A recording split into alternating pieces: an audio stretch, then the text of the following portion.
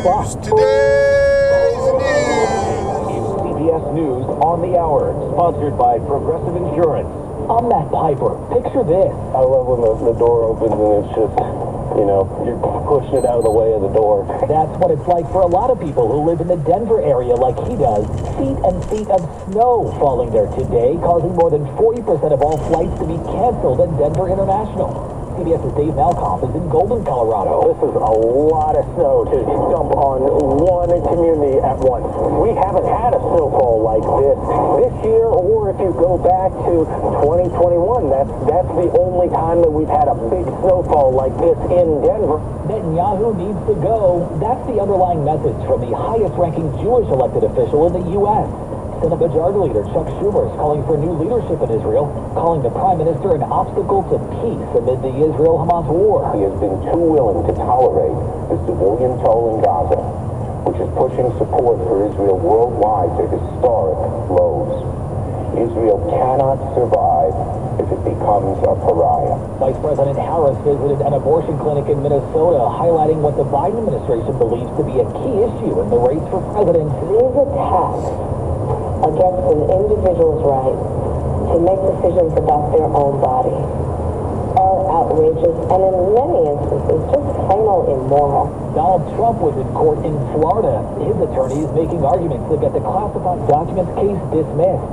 It's after he allegedly took them from the White House when he left office.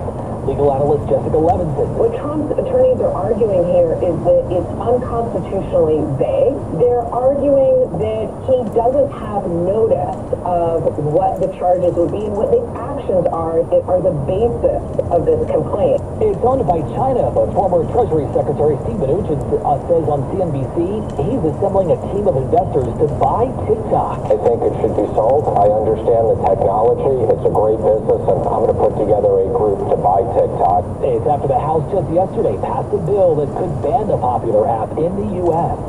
The censorship of books at public schools and libraries is on the rise. Emily Trubinski is president of the American Library Association. We saw a large increase, particularly in the public library sector, where challenges were up by 60%. This doesn't mean, however, that challenges are abating in school libraries. Those challenges were up by 11%. Trubinski says most of the targeted books have multicultural or LGBTQ themes. She calls the book censoring trend alarming. Correspondent Jim Krasula. The Dow today lost 137, NASDAQ down 49 points. This is CBS News. Well, that's today's news. Today's news. I didn't hear any good news, did you? I didn't think so. I guess it's all about perspective. The glass is half full. Well, as always, I'd like to thank you again for coming along with me on these Dash Cam News adventures. You know the drill. Peace, love, and all that hippie jazz. Bye-bye, everybody.